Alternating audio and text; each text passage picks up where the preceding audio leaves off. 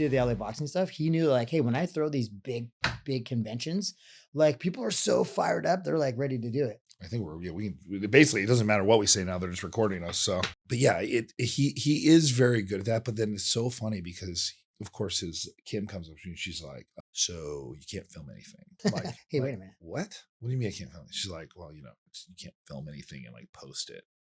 I'm like, what are you talking about? She's like, you can't like post it on your Instagram or something like that. I'm like, well, what does that matter?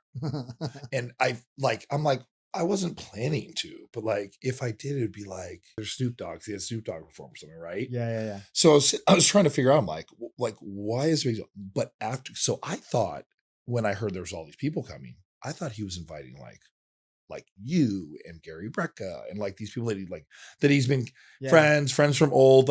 No, it wasn't that at all. That's why he didn't want anybody posting anything, because it was just the 7 core group of friends. So like literally there's 7 of us. Yeah. That is it. It was then that the wives' friends. So she had some people there and then work. And that was it. So all like people that if I invited 200 people to this thing, right? Yeah.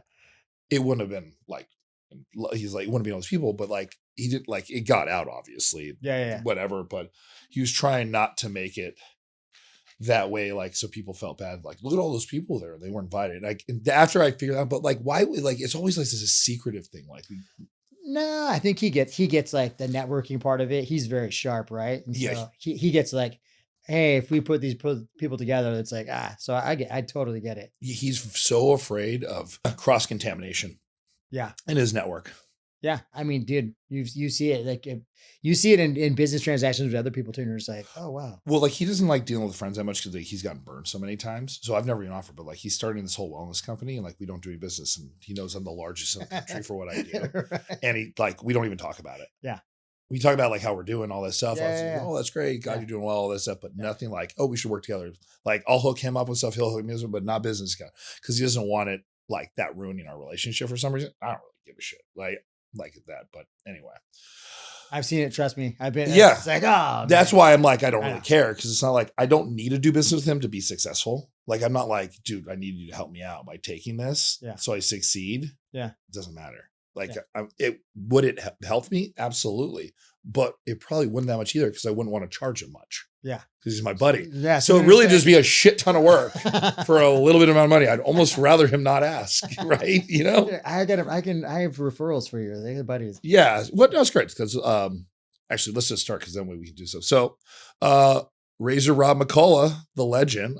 I don't want to age ourselves, but I grew up watching you in the thank you. in the fight game, and you were very kind to me. You came down and helped me with the show, which by the way is done being edited. So I'll get you a copy. Have you seen the trailer, by the way? No, I haven't. Okay, so we'll watch the trailer today. I want you to see it. You're not in the actual trailer part, but you definitely are in the show. And then we go back through like ties with what we were just talking about, which will not be on this podcast, but my buddy Anthony, you go way back to LA boxing days. And that was like something that my ex-wife is still associated with, and my friend, one of my best friends, and we just had his birthday together. But like the ties go back 25 years kind of with us, but we've only become a little bit more friends here in the last couple. But you're like one of the coolest guys. I actually would like to hang out with you one of these days and more. I feel like we have a very similar mindset in how we would go out and do things, like at a party. Yeah. And like going out on the town and having a good time. I think we would just have a good fucking time. You know what I mean? I go out with some people and you're like, I don't have anything in common with this person. And, like, not that I like go raging out of control or something, because I don't. I'm like the guy that never blacks out. Yeah. I don't like seeing the sun come up, but I'm always a fiend for let's have a good time and let's make the most of our lives. But I also am the guy that wants to get up the next morning and still get trained and still work out. I'm the same. Yeah. Yeah. I feel like we do that. We have that same mentality in things. Yeah. How do we push it and still make sure you get killer workouts? Exactly. I did that this weekend. Friday we went. I got up in the morning, took my girlfriend. She flew in town from DC and she surprised me by coming in town. And we literally got in and hit the gym that morning. And then we went hard, and she actually she did Black Girl. And I missed Snoop Dogg perform. Oh no. Because of this. I heard it from my room because I was staying on the property at least, but she got to the point where she was like the snuggle monster on me. And, I'm just like, okay, I know this has gone too far. Too many shots. So we went back to the room and she passed out with just her sports bra on, which like, I'm like, okay, you want to wear your sports bra? Cool. And I got to hear Snoop Dogg perform his 8 songs. So it's the second time I've missed Snoop Dogg perform because of something like that. But it was pretty funny. You're close enough there. You're getting closer. Third time's just charm. Yeah, next time. Honestly, he put me off so bad on the first time he got booked. His manager was such a freaking weirdo. Yeah. It was such an off-putting experience that I actually was not a big fan of Snoop Dogg for a long time, but now I feel like it was his manager and his manager's kind of cleaned up his act supposedly or something like that. So I'll give him a second pass. Tito had a sponsor at the time. This was early 2000s. And we went, this is when he met Jenna Jameson too. We went, remember Hard Rock was the pool party? Dude, that's where I opened that thing. So that's where I met my ex-wife. Rehab, right? Yes, it was rehab. And so he had a cabana and he goes, hey dude, why don't you come out? We got a cabana. It's my sponsor. So it was Snoop Dogg, Jenna Jameson, Tito, and there was a few other dudes there. And his big sponsor guy. And so we hung out there and Snoop Dogg was there. I have pictures of the whole thing too, the entire time. And he was rolling joints the whole day. At no point was he not rolling a joint or smoking a joint. He was smoking them while I was rolling them, and his dude next to him was huge. Dude was just handing him the papers, and my buddy was so like he started out pretty and drinking, and then like he started like he was drinking like sideways, and I'm like, bro, you gotta stand up straight. And he's like, it wasn't making any sense. And then I'm like, where'd he go? I look over, he's arm in arm with Snoop Dogg, and they're smoking, and I go, so to this day, he's Snoop in my book, in my phone book. He's Snoop. He's married now, has kids and stuff, and his wife's like, why does he always call you that? Like I think she hates me, but I was just like, it's the best story ever, bro. It is a great story. I mean, that's how he is. So in real life, he's smoking weed and he was so cool, dude. He's a very mellow guy. He was super chill. Yeah. Yeah. Oh my God. I didn't realize. So that is rehab. I owned Cabana 58, I think it was, with my boy, Tim Gilmore. Back in the day, we used to go every Saturday and Sunday. And that's how I met my Robin, my ex-wife that works for Ray J. Yeah. So, I have a lot of memories of rehab, and then everybody else copied it after that. It went everywhere. It went to the MGM, and it's like they're everywhere. My wife now was like, I've never been to a Vegas pool party. And I go, honey, we got to change that. Yeah, yeah. I've done so many in my years. It's really where I like because I'm not a huge like when you go to a club, you can't hear anything. Yeah. Like it's loud. Yeah. And you're like, hey. Yeah. I can't, my voice just goes away. Like I lose my voice every other week. I think it's just, maybe that's the world telling me to shut up. I always lose my voice in a club because I'm trying to scream to talk to people because I don't want to just do this the whole time. I have no interest in doing that, even if I like the music. Yeah. You're like, okay. Like I want the music to be kind of the complementary piece of the event, not the only thing I'm paying attention to. But yeah, now it's, do you see the new Hard Rock that's going up? No. In Vegas on the strip they took over Mirage? No.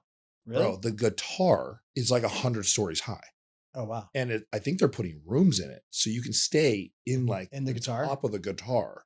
It looks like it's going to be pretty freaking epic. Yeah, it sounds kind of cool. I'll have to go check it out. If they bring back rehab, I don't know what they call it, relaunch, right? Who knows? There you go, hey. Yeah, right? But I am definitely going to go there for memories. I'm going to invite my boy Mike and can't invite Christine, but yeah, all the guys. So go back to the old school way. So what have you been up to? Like you got a lot going on. I got kids, I got wife, busy. I got Razor striking system. Started a progression system for striking martial arts.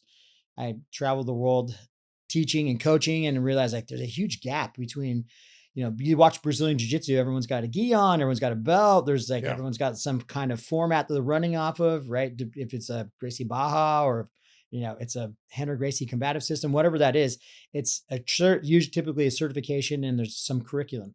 So I was like, man, and then every time I would travel when I was with the UFC gym and I'd be abroad, they'd go, hey coach, do you have a curriculum for the striking stuff? And I was like, well, we hired you guys because we assumed that you are, I'm assuming that I'm signing off on you, that you have the skill set. But that was the biggest, like, Yeah. is, hey, because some guy thinks is okay, it might be like, I'm not a big fan, and I grew up makes as a sense. striker. I'm not a big fan of kids hitting each other in the head just yet. Like, learn the defense. Yeah, give them a little time to mature. Yeah, before- get those neurons connecting, and like, to me, it's like, Yeah. I've watched what happens when you get blunt force head trauma. I've watched it. So there's a kid that I remember. His mom dropped him off at the gym. He was 13. I'm assuming that he was, single parent family. And, I'm sure she was thinking, you're going to be a man. I'm going to go to this boxing gym. And he became a pro boxer. He had a really tough trainer. He was one of my sparring partners. And the kid's super punchy. I saw him not that long ago, and he was like, hey, punch coach. drunk. Yeah. And I was just like, didn't do anything with the boxing career. Got, it's like, just ruined him. Yeah. Bummed me out. And I was just like, man, that sucks. And then I thought, now that I have kids too, I'm like, and all my kids train, I'm like, what would I want? I'm not gonna be here forever. So what would I want them to know? What could I pass on? It was like, all right, they have to know defense. They have to know footwork. They have to be in good neck strength. Like that stuff, like, hey, you get head, your head snaps back, you're going to get knocked out. So I developed this razor striking system with the regards of like, hey, let's keep it so it's a curriculum so that coaches can all be uniform and understand how it works.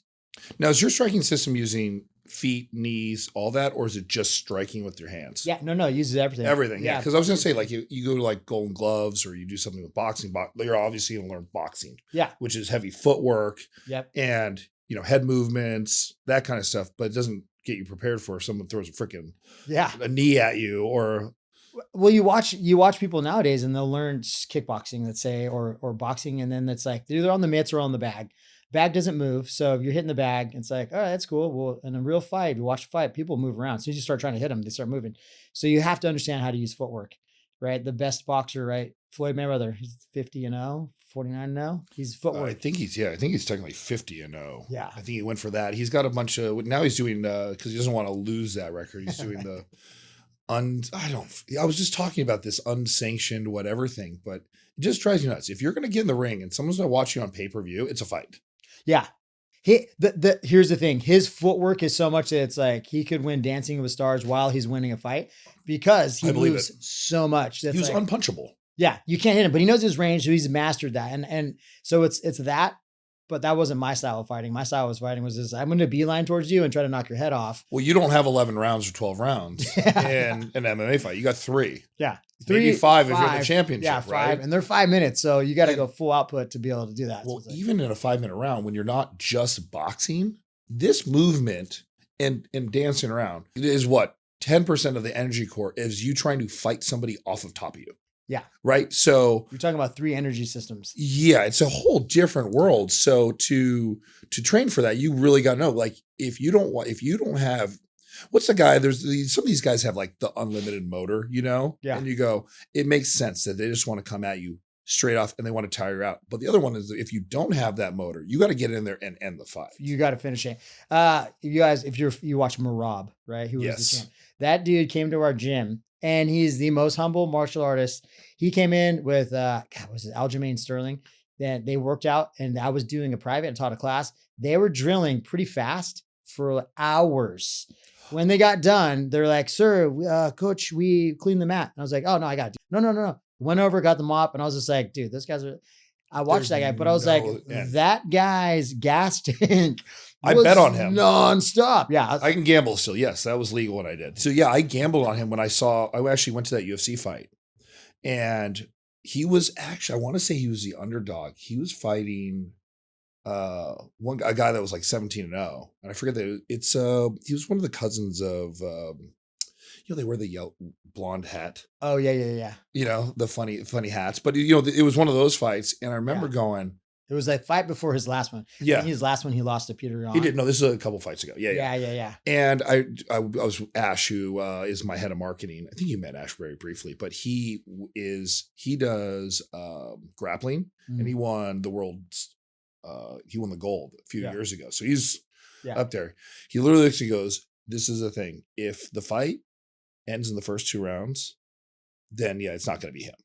But if it goes to the 3rd round, it will be impossible for the guy that he fought against to keep up. He will gas out so bad that all he's got to do, even if he loses the first 2 rounds, if he gets to the third, the next 3, he's going to win because he will just F with you so bad because he will never stop. He just doesn't get tired. Yeah. And when you're all 3 hours nonstop like that, I don't get it. Your energy system. Well, he's just. I have sex for 10 minutes. Well, you're doing it right. Sounds like. Yes. Well, in order for you to do that, you've got to be training like that and keep it going. So he's obviously recovering and doing all that stuff. How do you get that though? Like, okay, for instance, me, because I actually would like to I need to get my cardio up. So maybe I got to come and do a couple of days with you because obviously I'm a bigger guy. I weigh 240-ish at any given day. I'm only, if you step on one of those in bodies, I'm 3% body fat. So I don't have a whole, is it because I don't carry enough fat that I'm not doing it? Or is it just because I have way too much muscle? Is there a way that I can kind of keep both? Because I don't like the fact that I feel like I get tired that simply because I want to be able to, I think my heart will give out before anything at this point. You know what I mean? Well, you hit that a lactic threshold, right? Where you get that burn, you're just like, oh God. And then you're just like, okay, I'm done. If you're training like that, for example, like battle ropes, right? Where, your heart's going, you're getting tired, but also everything else is moving. So it's like, you got to work past that. It's like walking up. Could I bench 225? No, but if I start going up to it, yes, I can. But I'm saying a regular person, can I walk up and throw 2 plates on and start going it? Probably not, but you could build you up to it. So it's the same idea. So, okay. So we talk about peptides all the time on the show, obviously, because that's what we do. Yeah. And I can teach people how to use peptides to get there. So I want you to actually teach me this because I think a lot of people, when they watch this, they watch for the peptide side, but it's everything. We do all health now. I mean, we do telehealth, we do hormones, we do, human tissue cell project, which is like the exome stem cell game. Yeah. We do a ton of stuff with like creams, lotions, anything that can get you there, hair products. And we are starting something that I haven't told you, maybe I mentioned it, but we're actually launching a gym and concierge doctor concept. Nice. That will be up and running in less than 2 months. We're building it right now. Nice. So, but my whole thing is I want people to live longer, feel better, and live the way they want to. And one of the things that I want to learn to live the way better is I've gotten aesthetically, I got my body perfect to what, like, how much bigger do you want to get? I don't. Like, I don't want to be any bigger. Like, I like the clothes, they fit. Yeah, right. So it's like, what's next for me? And one of the ways that I was thinking, like, how can I get my cardio back? Because I did an Ironman. Yeah. So I know I can do it. Yeah.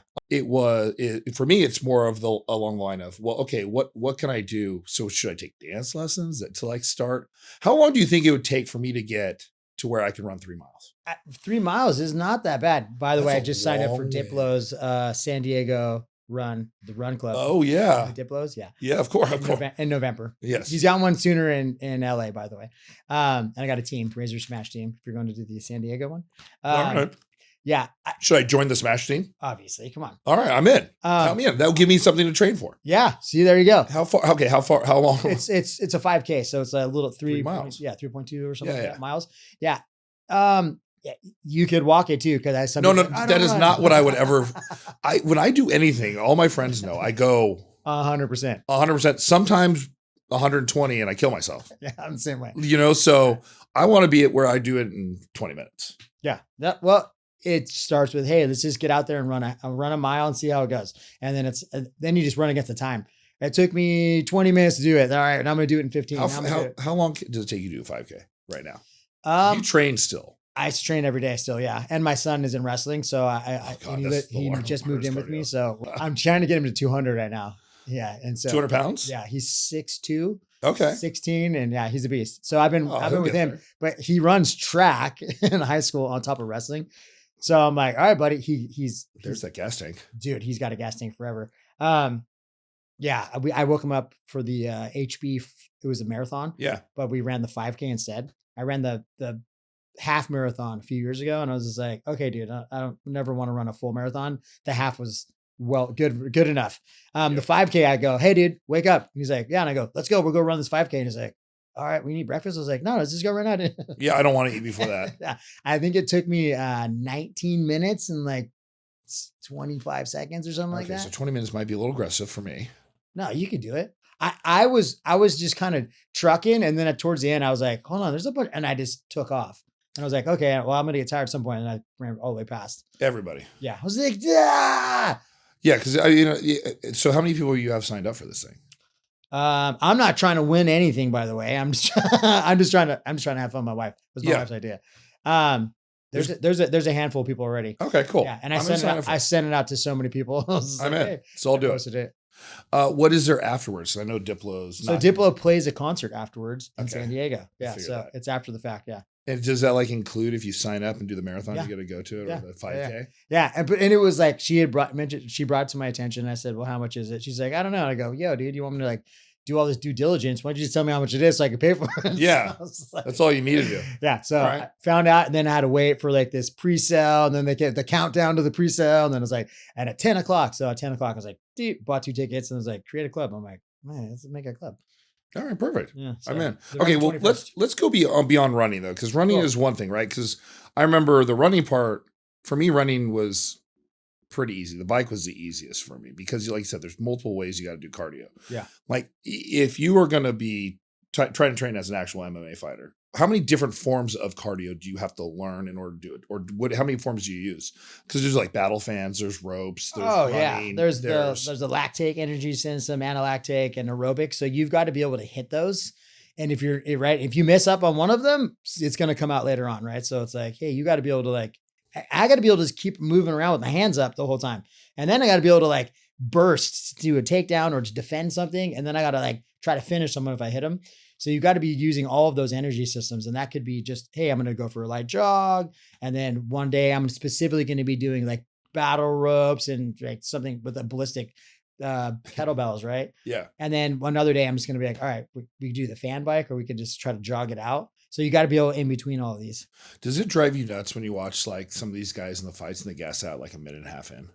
It blows my mind, but then it always makes me go like, oh, how much weight did you cut? It has to be bad conditioning to go into the fight. They weren't prepared for like the weight cut. Yeah, they don't take that into consideration. As you get older too, physiologically, we all change. So I realized that, hey, in my 30s, cutting weight, and I was like, yeah, you get kind of cocky to it. It's like, oh, first it's like 10 pounds. Oh, and then it's like, I'll do 20 pounds. And you get in your 30s and you're like, oh, your resting heart changes and everything. And you're like, oh man, that's not, oh wow. And you stop sweating and you're like, why is it not coming off like it used to?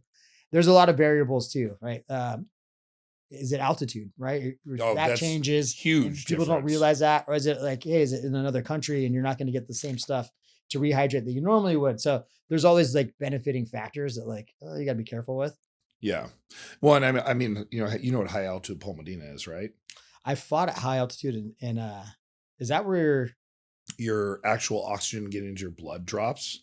Yeah. So a lot of people get it from like high altitude sickness. So yeah, you get like, you kind of pass out or whatever, or you can die, right? Because you're breathing, but the oxygen isn't getting actually into your system. So when I for instance, when I went skiing, and I don't know why, because I've skied a million times, snowboard, both. Yeah. I do both. Yeah. It's like who are you going with and what mountain you're on to figure out what you want to do. So I've snowboarded probably more than I've skied, but I prefer skiing now because most of the time I'm with a bunch of old people like myself and we ski. So, but it's just easier for the day. You don't have to keep going on and off. But I went up to Beaver Creek and I was just going down. I'm like, what is wrong with me? And this is when my cardio has started sucking. I don't know if I hurt myself or something. So I got to figure that out. Maybe I should look more into it. But I was going down the hill and I told my girlfriend, I'm like, I just don't feel right. I don't know what it is. I'm going to go back to the room. And I remember sitting in the room and I'm like, and nothing. No way. It doesn't feel like there's any oxygen going in my lungs.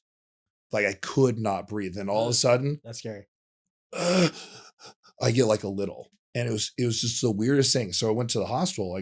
They're like, we can come get you kind of thing, but you're better just getting in the car and going. At this point, you're not bleeding out. Like you don't need someone to do anything. Yeah. Just go. So she drives me to the nearest hospital and I go in and I remember the doc coming in. I didn't know what the numbers were. She goes, oh yeah, you're blood 86. And I'm like, oh, that doesn't sound bad. I'm thinking B.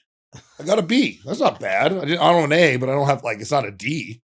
Right. I'm like, I think that's how I grade this thing in my ignorance. Right. And sure enough, she's like, sit the fuck down. That's really bad. Like really, really, really bad. Like we need to put you on oxygen. Also, I'm like, oh shit. And sure enough, I had to take like medications. I was on oxygen for like 2 days. And they actually wanted to evacuate me off the mountain. Oh, wow. And I'm like, okay, what are you going to do when you drop me off in Denver? They're like, I don't know, figure it out. I'm like, well, I don't, all my shit is here. I don't have a car. I don't live here. I'm like, no, I'll deal with the oxygen. So I sat around for a day and a half till we flew home, Oh, man. sucking down oxygen bottles and taking pills. And then I was fine. I have not gone back to ski since then, unfortunately. But yeah, ever since then, I feel like my lungs have just collapsed like 5 to 10 minutes into anything that's aerobic. That's weird. Yeah. It sounds like you like scarred your lungs somehow. I might have. And I know I pierced my lungs before when I was younger because I broke my sternum. Yeah. And I know there was some damage there. I pretty much died like 7 times. So there's probably a lot going on. I know we were talking about broken necks and all that stuff. And yeah, if there's something could go wrong, it's usually going to happen to me. I got this Oura ring and it has your blood saturation, oxygen and all that stuff. Yeah. It's kind of cool. It opens up on an app. Could be something like, all right, there you go. That might be something. If they actually made one of those things that I could work out in. I work out with it on. It's like scratch the bottom. Like, I don't care. Okay. Well, like it doesn't get in the way. Someone told me it's like really uncomfortable. Some people have told me that. I'm just like, whatever. Yeah. Well, you're also a fighter. Off. Yeah. I'm like, yeah. Like if that's uncomfortable to you, probably shouldn't be an MMA fighter. Yeah. So I think it's a different, my prissy ass, I get my toenails done, So then, okay, so we got that going. And then I saw that you're doing some stuff with law enforcement too. Yeah. I'm training the LA County Sheriff's Department. They have a pretty robust training program. So I'm one of the facilitators with that, which is awesome. They come in for a day. They're doing it soon here. And they do MMA striking to takedowns. That's what I specifically get to focus on. It's through the Cadet Academy and like their force instructors. Because in law enforcement, there's a lot of other variables. You're not allowed to choke people. There's a whole why use of forcing. To me, it's like, hey, we should go back to the old days. Well, if someone's getting like funny, instead of shooting them, it's, hey, dude, if I choke you unconscious, then I can put handcuffs on you, call it a day. Instead, they're like, hey, you can hit the guy in the face, but you can shoot him too. Yeah. It's like, to me, it's a little water. Thanks, buddy. I mean, I'll be completely honest when it comes to law enforcement. Like, okay, this is very fortunate. I have not gotten a ticket the last probably 5 times I've been pulled over. Nice. I was pulled over for a suspected. They thought I was going to rob somebody first, which was the funniest part. I was coming back from Miracles for Kids, a big charity event. And it was, we had done the after party, but I knew I was going to be driving. So I stopped drinking probably 2 or 3 hours before. And the car didn't have license plates on it. Right. And the dealer plates had expired like a year ago. It was one of the old days when no one ever changed those things out. Yeah. And we were up in like Newport Coast. And apparently there's this ring of robberies where people would go and they'd buy or like act like they were buying new cars, like high-end Porsches, but the SUV versions, right? Yeah. And then they go in these neighborhoods where you wouldn't think about it. You're like, oh, it's just another Porsche or another, a Lexus SUV going by. And then they'd rob these houses with these dealer plates that were being purchased in wrong names and then drive them out. So I have this car with these dealer plates on it, right? So they're like, we got you, bro. Yeah. They think they're like, they got me. Yeah. So they pull me over and there's 2 of them. It's my car and the car in front of us. We both don't have it. So it's like, oh, these guys got to be them. They're going to rob somebody. Yeah. And so I get pulled over because I'm in the back and they were going to pull the front car over. And we were actually going to their house. So it was good friends of mine, Nick and Nicole. So I get pulled over and the cop's looking and he starts going, he's like, where are you coming from? All this stuff. And he realizes that I'm not the robber person. And the ex is sitting there hammered. Purple teeth. And he's like, okay, look into the flashlight, comes back. Do you have the registration? Yes. Comes back. What were you doing? And I tell him the story that we're did the charity event, all this stuff. But I remember I always have my hands on the wheels.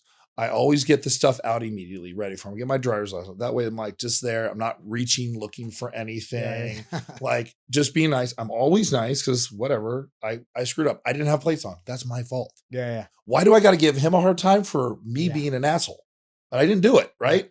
So I'm just being nice. And he goes through the whole entire thing. He's like, I'm not going to pull you out of the car because I don't want to have to breathalyze you. He goes, but I smell booze in the car. And I'm like, well, I appreciate that. Because I'm like, this one, I'm like, I know I'm not drunk. Yeah. I could probably drink a 12-pack of beer, and drive. I would Yeah. never do it. My Uber account's locked. Yeah. And I've helped build that empire. Their billionaire status is, I think I contributed quite a bit over the years. So I'm sitting there. I'm like, well, thank you for that. He's like, let me do your eyes one more time. My eyes aren't bouncing. They never have. I can be sideways and my eyes go straight. They don't go. That's what they're looking for. Yeah. Your eyes go like this. So he literally flings my ID back at me. He goes, drive over to that house. You fucking throw the keys on the counter. You sleep the night. If I see this car anywhere, I'm dragging your ass to jail. Thank you. I pull around and go up there. That was that one that I got in DUI checkpoint. Ugh. And they look down, they see my buddy Joe Miller. He was the Seal Beach chief. And I have his like little badge. He goes, whose badge is that? And I had 2 beers, which they would give me a DUI and DUI checkpoint for that. For sure. But for me, I was working. I was in the alcohol industry then. I'm like, I had 2 drinks. Like, that's your limit. You go home. I'm like, son of a bitch, I'm going to get my fired because you get canned for that.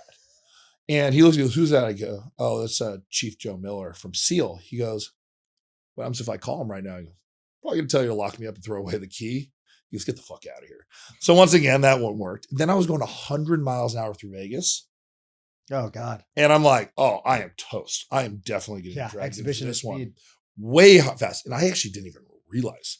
You know, you do that drive, I was going to my parents' house in Mesquite, so I still had 100 miles in the to zone. go. You're in the zone music. Yeah. I was chit-chatting, listening to music. I get pulled over, and the bike cop, he comes up and goes, what the fuck, bro? And I'm like, I am so sorry, officer. I didn't. He goes, you know how long it took me to catch your ass? I clocked you at 107. I'm like, I'm going to jail. And he goes, what the fuck were you doing? I go, honestly, I've been on the road since Orange County. I'm going to see my parents in Mesquite. I was just chit-chatting, and this car, you can't tell. It was my BMW. Nothing crazy, but my X7, it drives like a boat. And he literally looks at me and goes, slow the fuck down. You're lucky you're nice. And I've had it today. And I needed nice because I was kind of playing nice, joking with him. I'm like, oh my God, I'm getting out of this. He didn't write me any ticket. Oh, that's good. Yeah. And then I was in Raleigh. I got pulled over again. I talked to the guy. He's like, where are you from? I'm like, California. I'm like, I honestly don't know the speed limits around here, dude. But I totally understand if I was speeding. It's my fault. I should have figured that out. He's like, nah, I can't give a guy from out of town a ticket. You don't know what's going on. I'm like, oh, I appreciate that. He's like, what are you doing out here? Told him I was going to my buddy's strongman competition. He's like, good luck.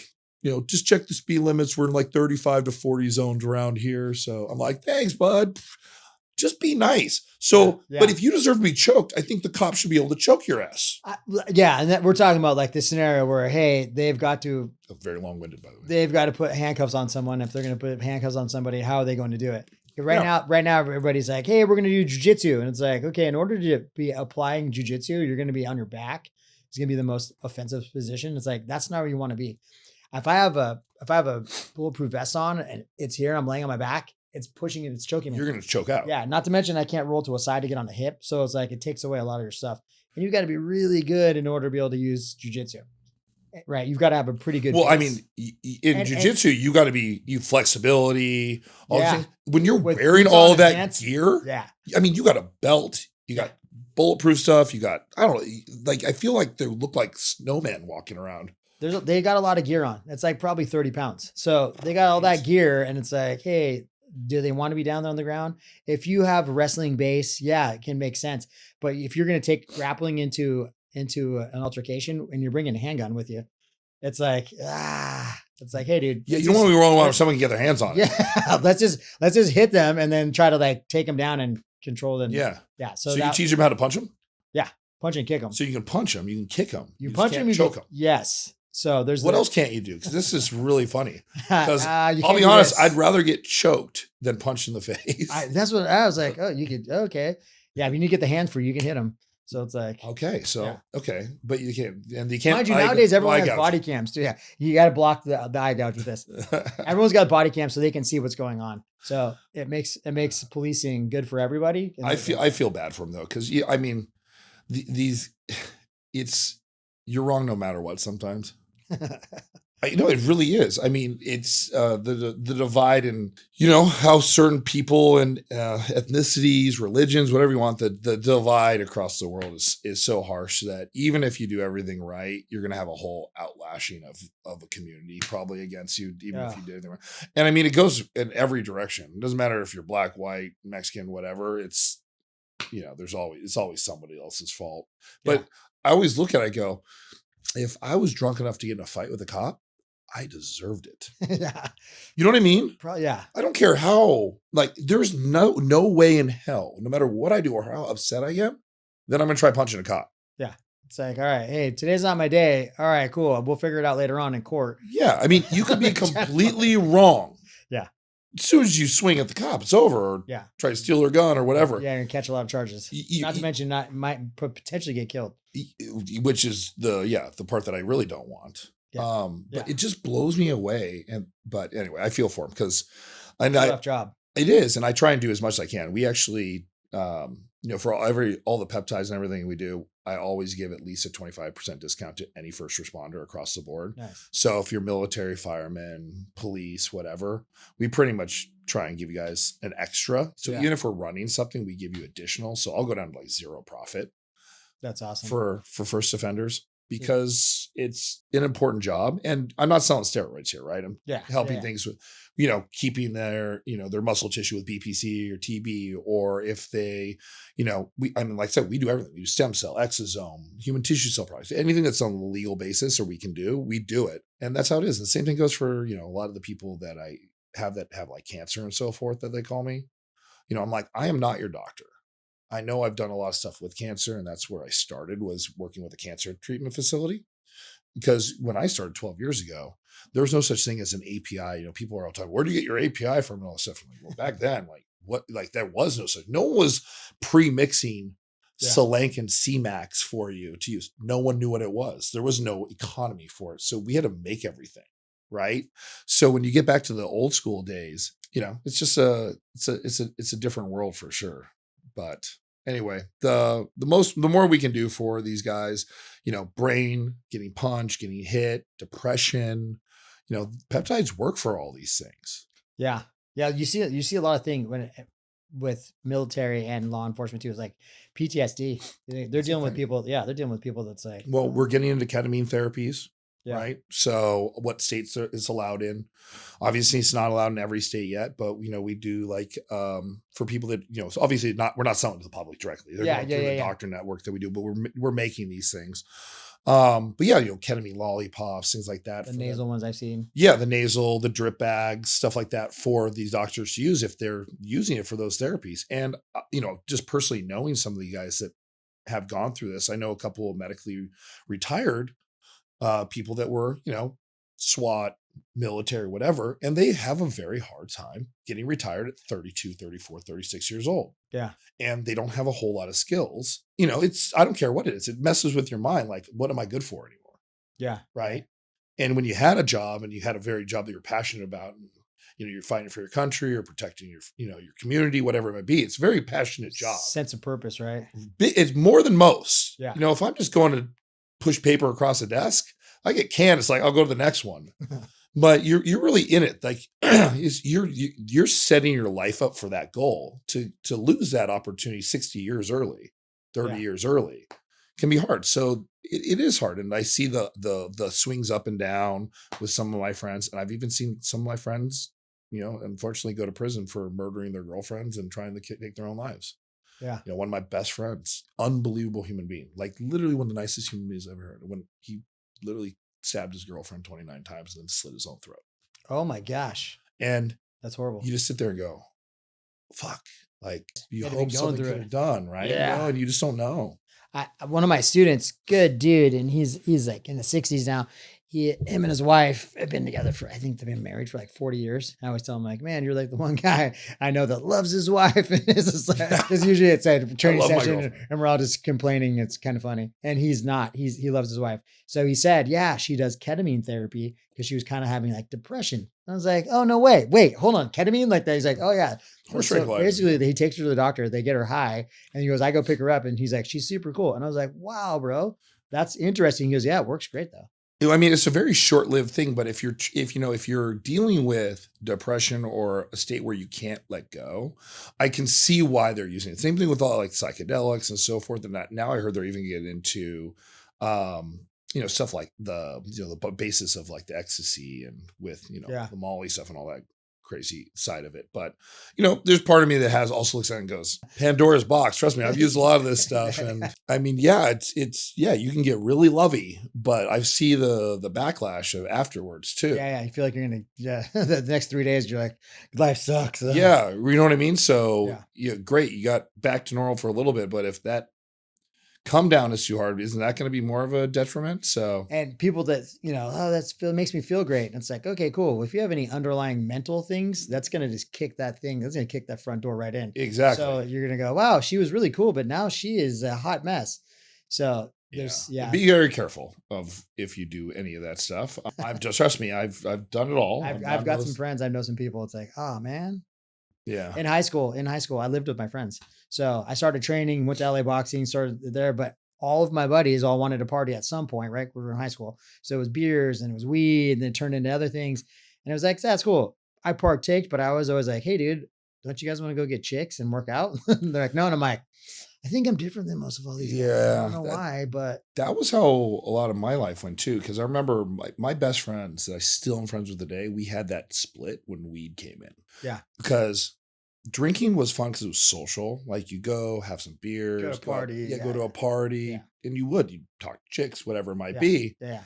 And when the weed came in, it turned into let's just sit around and do nothing but eat bags of chips. Yeah. And I'm sitting there going, this is absolutely the worst thing on earth for me. I'm ADD. This isn't as much fun. Yeah. And even if you get me stoned, I still want to do something. And then I just like feel like I'm snail pacing it around. The thing I realized when I was doing that is it went from that smoking weed here and there. And then it was like, hey, this guy's got all kinds of psychedelic stuff. And I was like, okay, cool. Well, I started training and I took my life and went into martial arts. And that's what I've been doing for the last 30 years. A lot of my buddies, all of those guys, majority of them all went to college. So they had another 4 years of doing that. So some of them that didn't fare well for them because they just kept it going. And it's like, oh, yeah. Dude, not good. Yeah, and I don't know. It's really hard to like 6 1/2 dozen. You don't know what to blame something on anymore. It's like, why are every guy's testosterone in the toilet? Probably because of all the hormones, shitty hormones in our food we've eaten, right? Yeah, right. Microplastics, everything else, right? Yeah, there's all these things like, God, pollution. There's so many things going Microwave. on. Definitely not the microwave. Not even the microwave. But the microwave was up here, not down here. My new microwave's down here, which is probably why. Oh, man. Shit. Got to move the microwave. But like I did do all the psychedelics and all that stuff. And I developed epilepsy in my 20s. No way. So I'd never had any kind of seizure experience. And I went from, in 25, 20, it's hard for me to remember when it really happened for the first time, like what year it was. I remember what happened because it was the same thing that happened over and over and over again to me. But I wasn't having seizures like this. I was having seizures where everything would come in. Imagine the most intense deja vu, everything, but you can only see this much, right? Everything zooms in and you're like, the feeling that you were there, like you're in another moment was so intense. I'd start sweating. I'd start puking. And then I would be just exhausted for hours. No way. And I went from having that, I had one. And then I was like, that was weird. Didn't think anything of it. And then I had one like 3-4 months later. And then I had one like 2 months after that. And then eventually I was having 3 times a day. Wow. And I went to a doctor twice and they were just like, oh, well, it's weird. I don't know what that is. That's kind of strange. Yeah. But eventually it got so bad, I went and saw a doctor. He's like, I think you have epilepsy. And I went and saw, a neurologist and they did all the tests. And sure enough, that's what I came back with. But, did I ruin my brain by doing all the drugs I did back in the day? I think that could have been it, right? But I will say this too. And everybody's case is different and this isn't the gospel, but I can tell you what my real life is going from 3 times a day and then being on multiple different medications. I was long acting Keppra, whatever. Right. So I was doing stuff to stop the seizures from happening. Yeah. But I hated how it felt on those. Yeah. I weaned myself off. And by using like P21, Dihexa, C-Max, like all these different brain peptides, I weaned myself off of that 4 years ago. I've not had a seizure ever since. Wow. So I truly believe, though, even though we do not get to redo our chances with brain cells in the brain, the actual ability to repair the brain through using peptides, especially for fighters, they get punched in the head. Yeah. I think that even, let me put it this way, if they don't work, who gives a shit? They're not hurting you. Yeah. These things, Yeah, right? they're chains of amino acids. They're, Right? yeah, chains of amino acid. And they're such low dose for these ones. And they're so small because they got to get through the blood-brain barrier. They really are, so minute. And like, you try finding, find me a safety study that shows a real negative effect from one of these, like C-Max or Slank or oxytocin, right? But, I've worked with Rashad Evans. I've worked with, I have Cesar Gracie and some of the guys. And we've been like kind of looking at like when we're going to really push this hard. And I need them to kind of jump in because they have the real platform to do it because of the fighting aspect. But I really want to do something for like football and fighters, because even if you do it right, like you're teaching so you don't become punch drunk, like I would love to see if we could bring your friend back a little bit, because they do rebuild those neurons and their synaptic repair and brain elasticity and all these different things. It is going there and weaving it. You're not going to get the cells back per se. Yeah. But the rest of the brain can and will take on some repair. And I work with people that work on Alzheimer's, dementia, and Parkinson's and like trying to repair those pieces. Those are buildups of plaque and other things in the brain too, or dopamine deficiencies. Like these are all things that are problems.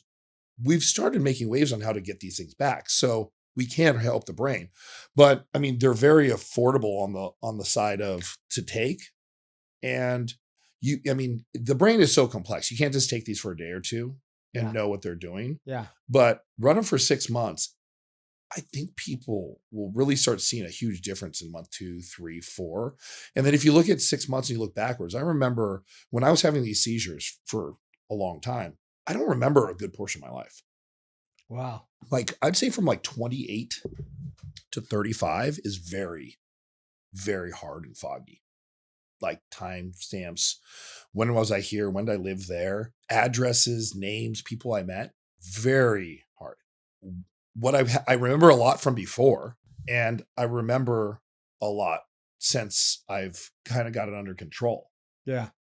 But that area when I was zapping my brain and having seizures all the time, it's like zapping memories out. It's killing those of my head. storages. Yeah, but now I'm getting a lot of it back. So anyway, something to For I mean, a lot of people in this. I think it's worth a try for them to do it. And like I said, it's not. I mean, you could buy 6 months of this stuff for a few $100. Preventative medicine. Yeah, I mean, I would do it no matter what if I was fighting. I know that I think the UFC is now jumping on board with using peptides. From what I understand, they're actually starting to give some of them to some of the guys. What was one of them that said that? I think he said he was joking though. I know he was, but even then, I mean, you got Joe Rogan that's all over this thing, right? Yeah. He's obviously huge into peptides and biohacking. He's buddies with the guys from CPI too. They're official sponsors of UFC. Yeah. And so they do stem cells and all kinds of stuff. I'm sure they do a ton of stuff. Hormone therapy. And they do all that. I get it. You don't want to put some guy on massive amounts of testosterone. I get not using growth hormone or growth hormone stimulators. Totally get it, because those are competitive edges. Yeah. But BPC to help the guys recover after a fight. Yeah, you want these guys fighting, right? Yeah. Your money is the entertainment. Yeah. And you don't ever want to see anybody actually seriously get hurt with a brain injury. Sure. So why not let these guys use them? Give them a chance to not develop all those horrible, brain trauma injuries later on in life. It became more like, hey, I spent a majority of my life hitting people in the face, getting hit in the face. And I still do that. And I was like, okay, well, what can I do? So I remember thinking, I was doing working in an office. I was like, okay, I'm sitting at this computer. So there was a game, Lumosity. It's a personal trainer for your brain. Yeah. So doing that kind of stuff. Yeah. And I did it because it rates you on how you're doing and is it your attention span, speed, so that was always kind of a cool thing, but it was making me think of like, hey, you got to be sharpening your mind too. And to be an overall like martial artist, you need to be not just developing, you need to develop all your skills. I feel like Bruce Lee is like the guy to embark in. He was sharp. He was philosophy. He had his philosophy. I can't ever say that word. philosophical. It's one of those words I can't say. You know what I mean? But he was mentally clear, it seemed like, at all times. And he was fast, and he was a student of life and everything about martial arts. But yeah, I mean, fuck. So anyway. Yeah, he was a guy who broke it down and put it into people's living rooms where they're like, oh, that's kind of cool. And then after that, you know, there's the Jackie Chans and Chuck Norris. But Chuck Norris was a real fighter. I know. I know. You know, he's a black belt in jiu-jitsu too. No shit. He was a black belt in Brazilian jiu-jitsu. I didn't even know they knew about jiu-jitsu in this country back then. Yeah. But you watch his old karate fights? Yeah, he was legit, dude. He knocked some fools out. He was fast. People always like, hey, what was the difference between like growing up when you were a kid and growing up now? And I'm like, even the cartoons, you remember, like, I think we're like, I'm gonna be 49. Like 45. The cartoons, bro, were like Popeye and like, they were violent in the cartoons, but it was just like, you watch it on a Saturday morning. Yeah, right. It's like, come on, dude. Yeah. It's like, now it's like the Teletubbies. Like that was back, right? It's like, I feel like we're getting a little bit back with Marvel. Yeah. Yeah, they had a new one coming out too, a new movie, right? Yeah, I mean, they're never going to stop. I mean, that franchise is worth billions now. You know what? I know this has nothing to do with what we should probably talk about, but you know what movie just blew my mind? And it was from the guy that did The Martian, was Project Hail Mary. I don't know if I saw that. My president of sales called me and goes, hey, I got movie tickets for Thursday. Do you want to go? I'm like, there's no movies that are out that are any good. And he's like, yeah, it's called Project Hail Mary. Well, that sounds dumb, but I'm like, all right, I'll go. He invited me. Yeah, sure. I showed up to this movie. No idea. No expectations. No expectation. No idea what I was looking at. I actually thought I was going to need a nap in because I work so much. I'm like thinking. That's what happens to me. I'm like, great. If this movie really sucks, I'm going to sleep for an hour. I'll get woken up. I'll go home and work. And I did. I went home and worked for 3 more hours after it. But did you see the movie The Martian? Yeah. Okay. One of my favorite movies. It's tons of comedy, makes you think, feel good. You know, you had all pieces, right? Around a same writer that did that book wrote this one. And it's a similar world. I don't want to give it away, but if you like The Martian, it's just as good. I cried 3 times. No way. Yeah. I was thoroughly entertained. And it's Ryan Gosling, which you asked me if I like Ryan Gosling 15 years ago after The Notebook, which is a great movie. But I would have probably said, Ryan Gosling, no, I don't want to watch it. But then after seeing him in Gray Man, one of my favorite movies, I'm like, yeah, well, I'll watch anything with Ryan Gosling. He is so good. He plays like a nerdy teacher. Yeah. That gets in the mission. And like I said, I don't want to ruin it, but watch it. It's so fucking good. It's 2 hours and 20 minutes of your life that you'll go, I would do it again right after. It's that good. So anyway, but yeah, I was telling you about my gym. You got to come by when I get done. So yeah, it's not a fighting gym. You know, we're not going to do anything fun like that, but I'm trying to, I feel like that, you know, I feel there's the highs and lows of society where no one wants to see anybody. Then people want to see people, and then they don't want to see anybody again. And then they want to see. So I feel like the telehealth side, even though I'm invested into it, will always have a place because it makes it available for people with busy schedules, travel schedules, whatever, to keep generalized medicine or things that they know they have to have going without having to figure out how to fit in a doctor's appointment. Maybe you don't take care of yourself, right? Because for me, I'm always on the road, whatever. It's like, oh, you got to go see your doctor. God, try and get that on my schedule most months. It's not possible. So I'll just live with being sick or uncomfortableness, right? So in this sense, we can we have 3,000 products that we're launching into our telehealth and doctor network, and we'll eventually hopefully have 10,000, 30,000, who knows, like the Amazon of that health world, right? So we built the platform for that, but at the same time, I feel that with so much new coming out, when you look at peptides, no one knew what a peptide was 2.5 years ago. 3 years ago, maybe even a year ago. In fact, there's millions and millions of people that have no idea now. They're still wondering, right? And that's why these things are so popular. It's such a huge topic because so many people, and there's so much random information out there. It gets tough. So I think that safety net of actually going in and seeing somebody is also going to be there because there's so much that people don't know. Even if you know what a peptide is, God, like I make probably more than half my portfolio no one has even heard of, like Vialon and Cardilax and Cardiogen. Those are bioregulators, but even like all the new ones that we're creating, like FLGR242, which literally, without not being a steroid, will pack muscle tissue on the human skeleton. It's crazy because some people are getting the peptides through their insurance, right? Those GLP-1s. Yeah. And it's kind of crazy that they're just like, ugh, whoa.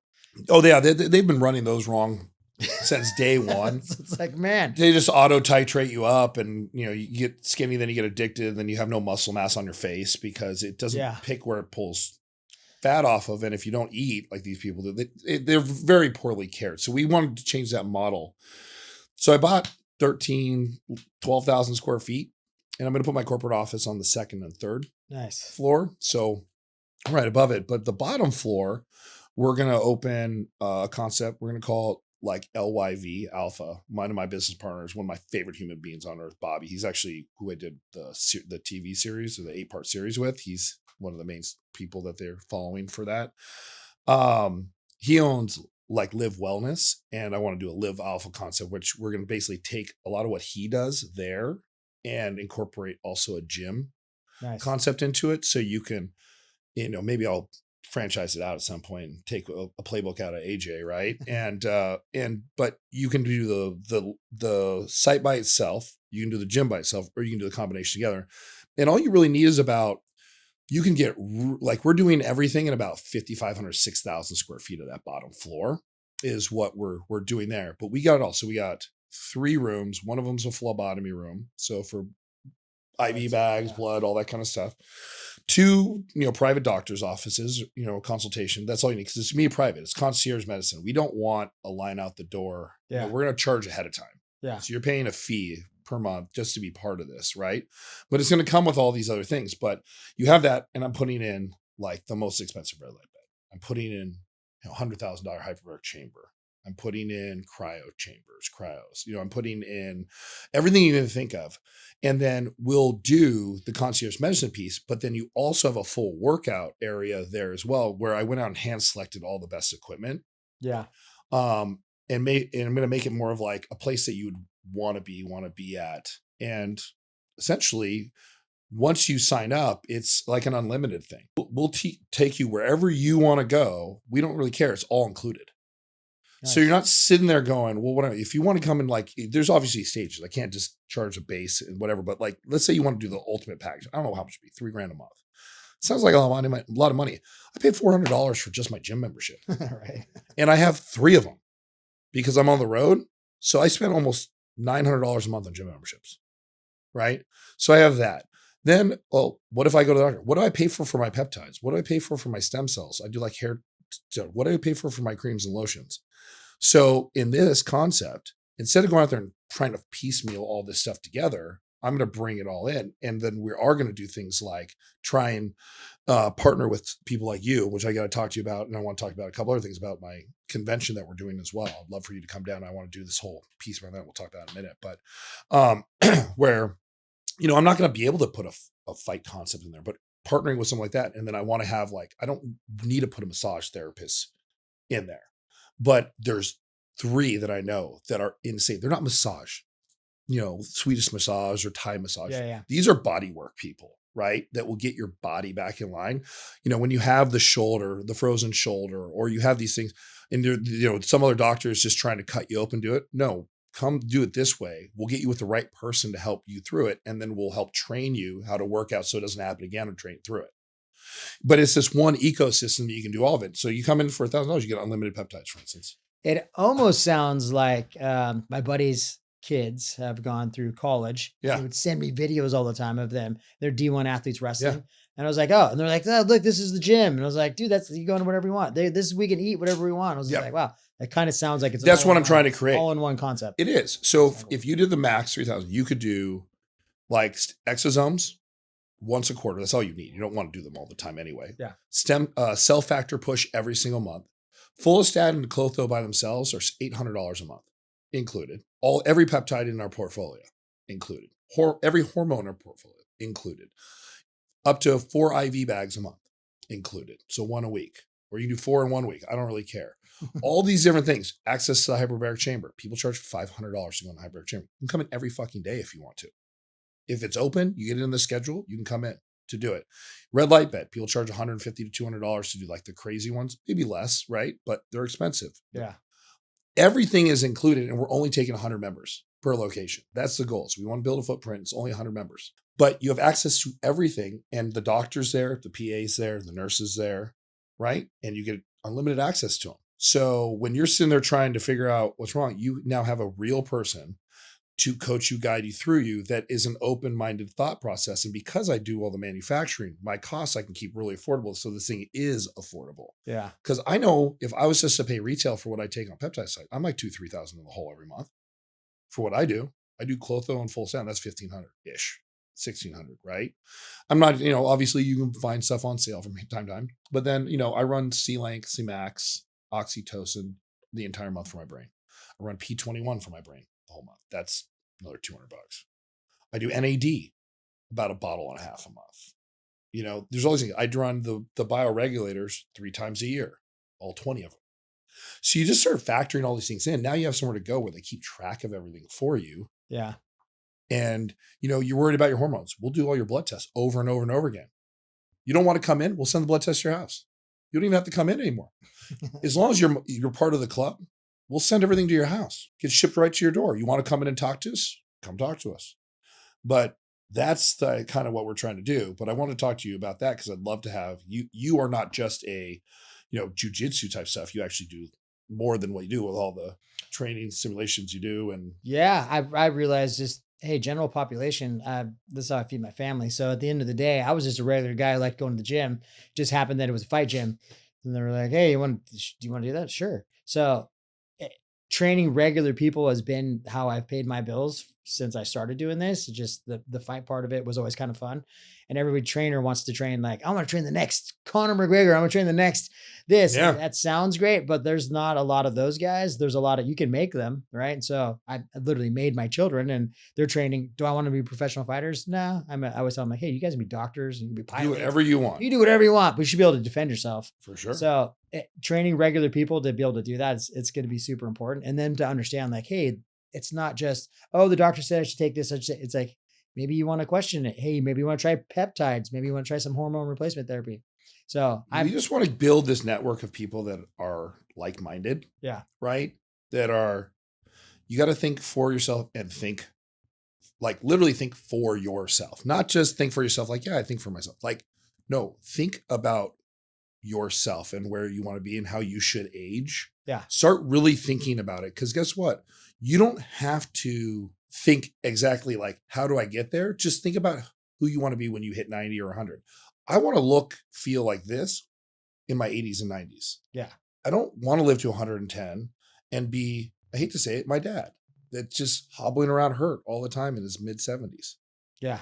You know what I mean? Like, that's not who I want to be. I want to go hard of the pain. If I fucking fall off a cliff 2 days later when I start feeling bad at 92 or 82, who cares? I want 82 years strong. I'm good. But I want people to start thinking like that and go, great, I can invest in myself for what the cost is. I know people that spend every single day $10 to $20 on Starbucks coffee. Imagine if I'll put a fucking espresso machine in there for you. We'll make you a latte when you come in. You'll be part of the whole thing. You can come by 3 times a day and get them if you want. But take your $600 a month you spend on something like that, plus your $400 gym membership, come be here and I'll take care of the rest for you. I'll get your hormones, women and men, not just men, not just women, but both. Estrogen, progesterone, testosterone, all that. We're going to do all of it. It's all included. I can make all these things for so damn cheap for people to access now that maybe someday I can get insurance to cover some of the stuff, which would be absolutely amazing. But even at cash pay, it's going to be affordable. I mean, you could sit around and try to do it yourself. And there's lots of cool stuff that's out there that you could, but it's time consuming in order to do that. And there's the Hume and there's like the other ones that, they'll ship it to your house, but then you got to right. If you get a one-stop shop, it makes life way. We have easier. dashboards set up. You can monitor everything that's going on. We do genetic testing. So literally you can come in and do a genetic test and it'll spit out everything about you, design your entire plan around that. And then when you start doing it later on, you're like, I want to see if this is actually working, right? Go back and take the test. Does it change your age backwards like you've been doing it correctly? Yeah. Do you get your methylated vitamins in time? By the way, we do all the injectable vitamins and we're starting a whole supplement company as well. everything top notch. Like I did with a lot of people don't realize all the crap that you go buy. If it looks like it's in $1 million package, it's probably $2 inside the bottle. Yeah. The $1 million package. Spend all the money on marketing and packaging. Exactly. That's why you're paying $300. Yeah. I put so much into mine that when I charge $149, it's $2 for the package, but I made it look nice because I know how to do that because I have such buying power in that. But what's in the bottle is really like $80, $90 worth of stuff. Like billions of exosomes, 3 or 4 different peptides. Everything's organic, only the top-notch products. Like even like the parent of that base that we did won brand of the year last year. So I mean, that's got to say something. We didn't pay for that. I know a lot of people around here. A lot of them have I can name probably 6 people off the top of my head that, oh yeah, I've got peptides, but everybody knows that you're the guy that makes the peptides. Yeah. So I was like, yeah, no, Trevor.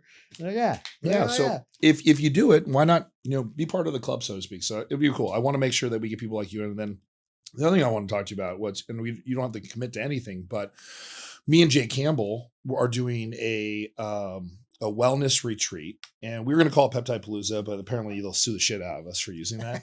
But it's not really just about peptides. That is a main piece of it, but it's an entire wellness. But we're doing it down in Cancun. It's going to be February 17 to 19. And I talked to like Chef Rush. We're working with him right now. Hopefully I can seal the deal on that. He was the last 4 presidents chef. The big dude, his arms are this big. Great chef, great humanitarian, all that stuff. So I want to do, and then I know like Chef Sheldon from like Top Chef and all these guys. He lost 100 pounds. Oh, wow. Yeah. I mean, these are guys I've helped over the last years, and not just me, but them on their own, right? It starts with you. Yeah. Right. Just because I help with some of these things you got to put yourself through it. You got to get up every morning. You got to follow the, you got to do the legwork. You got to do the legwork. Yeah. I can give you some of the tools. But now he's doing the High Rocks events and crushing. And this dude, if you watch his when he was on Top Chef, he's a round dude. He's got some girth to him. So, I want to get them down, bring them in. I want to do a whole entire thing on cooking and how to eat properly and like how to do it yourself, because it is easy. I come from a chef background. That's how me and Chef Rush wrapped out so hard when we were at the Arnold, because he wasn't even planning to talk to me. He stood and talked to me for a half hour. We've been chatting ever since. But doing that, but I also want to talk to Caesar Gracie and the Gracies and all that stuff. They're going to come down and do it. But I want to do a whole entire defend yourself and piece in there for people that want to learn some of that for, we'll do 1 or 2 sessions a day for the 3 days, and they can come by and learn some striking, learn some self-defense, all that stuff, because you as a human, you still need to protect yourself. Yeah. So we'll bring you down and, get people that are the best in the industry that's what they do. I dig it. So gives you some notability. This thing is going to be huge. It's international. We're going to do about 4,000 people to cap it out the first year, because we just need to make sure we're good. But we've already started planning all of it. I'm working with Kim. It's AJ's. She's the best. Get some entertainment down there for the closeout. It's all inclusive, which is nice. A lot of times people go these ones in Vegas and they spend, $400 or $500 on the room, and they figure out dinners and drinks, all that stuff. Yeah. $1,200 for the 3 nights. And we're ending on a Friday. So if you want to stay an extra day or 2 and actually get a little vacation out of it. Yeah. Come down for that. But yeah, when you go into the thing, if you're like, hey, I'm hungry, go. There's 29 restaurants. Go eat, come back to one of the other things. Pick and choose what you want to do. But we're going to kind of incorporate all of it into there. So it's new peptides, stem cells, you name it. I dig it. Martial arts is more than just, right? Just like people think it's violent, and it's like, no, man. It's like it's a way of living too. It sounds, cheesy, but they're usually the least violent people I know. It's like, bro. Yeah. What you see is the show. Yeah. Right. So and integrating that into something like this would be really cool. It's really important to us that we show all cases of this, because it's so important. I'm going to do some stuff with, I'll get some of the guys that are heavy into the training industry, and we'll do some like proper ways to train, because you see people that just train wrong. I don't lift heavy. Yeah. Like people are like, oh man, how much you bench press? I'm like, honestly, I haven't benched more than like 225 in forever. And I'm way bigger than you. And you're, I benched 325 or 375. I'm like, how do your shoulders feel? Yeah, exactly. Did you warm up? Did you use bands first? Like me. Stick mobility? Yeah. I mean, whatever. Just why? Yeah. Are you training for something that you need to lift 375 pounds? Time under tension. I'll lift 225. Just do it really slow. I'll do it slow, and I'll do 3, 4. I use everything for sets of 4. So I do 4, and I try to do 10 to 12. I'm pretty sure I can get most people way beyond what they normally, without all the pain and suffering, Yeah. and living a little longer without having that mindset. I don't do squats anymore. But when you come in, I have the most badass machines, so you can still do all those motions, Yeah. but keep you safe so you don't blow the knees out or the quad out. It's painstaking to go into gyms and watch people. They're even trainers. First, you look at them, and you're like, that trainer looks like you need the trainer. And it's the worst. Like, they're not even doing that right. Typically, it's like, oh, man. How do people go in and pay a trainer that is in worse shape than they are? Yeah, it blows my mind. I don't care It blows my mind. how many books they've read or how much they know. Yeah. They can't do it for themselves. Yeah. It's like, there's something about that. And there's no excuse anymore. Yeah, there's really not. 15 years ago, before GLPs and before, AI has taught us so much, and we've literally been able to like map out how things really work in the body, and every, like, down to the micronutrients that are able to methylate into a cell. Like, these are things that you had no access to before. Yeah. You could literally go down and take 3 different tests and know exactly what foods your body can process well and not, know exactly what your body lacks, like genetically, right? Oh, you have maybe you have a folic acid issue, or, you can't absorb vitamin D, right? You can literally fine tune everything. And then you could take low dose GLPs with a couple of GHRH things. And I don't care how big you are, with that and a little bit of diet and just working out, everybody on earth can be in shape. Yeah. Literally, we can change your genetics now. Yeah. It's crazy when I talk to people and they're like, oh, like I invited all those people to go for that run. And how many people were like, I don't run. And I was just like, I don't run. What do you, you did an Ironman though, you said, right? Yeah, back then. But I used to weigh, I lost 40 pounds to do that. Actually, I lost 50. Yeah. I went from 237 to 187 to do that. Wow. Uh-huh. Wow. Because you're too heavy. You're just moving. Yeah. I sank like a rock trying to do the swim. 2.2 in the ocean. Yeah. Nope. Yeah. Running is really hard on your joints. I love doing it. That's why I think attributed to my success in combats was just being able to, I ran so I wasn't getting tired, and then learning technique and traveling and trying to pick up stuff. That all helps. But it's that how many people don't really want to like work out. They're looking for something else besides like, oh, I'm gonna take a pill or I'm gonna take a shot. And was that gonna give me? It's like, yeah, it's all encompassed. You got to do it all. You got to be thinking about it. You got to action in doing it. It doesn't take that much time. I mean, it's so much easier than it used to be. And even supplements have gotten better. When I was at the Arnold, everything was creatine. And I was sitting there going like, why is there so much creatine here? Yeah. And I was talking to the guys from like Gaines. Everyone can take creatine. And right? Animal and all these different companies. And I'm like, what's up with the creatine thing? Like, oh, it's exploding. It's for your brain. It's for your muscles. It's for, yeah. It's like, okay. And I go, I knew about creatine when I was 14 years old. Yeah. I was taking it when I was in football and hockey. Yeah, HMB. I go, what do you mean it's new? They're like, max muscle. People don't know about it. I go, they don't know about creatine. I feel like that is like mind-boggling that 30 years ago, like I was taking creatine. Right. But the creatines that you get now are so much better than they used to be, the way that they produce them. Like I'm not a huge like in the supplement space yet, but I have 3 people on my team that are heavily in that space. And then I just met with the guy that produces basically all the highest end quality stuff you can absolutely find. He's based here in Orange County. Yeah. Had dinner with him. His name's Kevin. And yeah, they basically like make sure there's like, if there's even things like colostrum, like most people have no idea what colostrum is. Yeah. You know what colostrum is? Yeah. That's the stuff that comes from breast milk. It's right after birth. It's the first milk that comes off. Yeah. It's got packed with nutrients and probiotics, everything you think of to keep you alive. It did genetically coded to what it's pretty interesting. Yes. When you really think about it. Yeah. Yeah. I read all the baby books. Yeah. There you go. So colostrum is so important. And there's different levels of it. There's basically what they lie about. That's not really colostrum, but it is pregnant. They usually get it from cows. Yeah. Although it probably would be better if you can find, but I mean, people do freeze it, but they usually get it from birthing cows. But they do, I think, other things now too. They do sheep, all this other stuff. So anyway, you get that person. If they're pregnant, they'll say it's colostrum, right? Well, no, it's supposed to be the first. So then that's like level 2. And then like level 3 is, well, what about that cow? What was that cow eating? Yeah. Right? Was this the genetically modified cow? Eating corn? Do I want the genetically modified cows all of its nutrients coming into my body. Yeah, was it jammed up with a bunch of Genetically modified corn and steroids, antibiotics. was it eating pesticide grass? Yeah, like you don't want that. So then you get into where so like the United States doesn't get any good quality. You have to go to Europe where you can get organically certified, all this different stuff for that. It's way more expensive.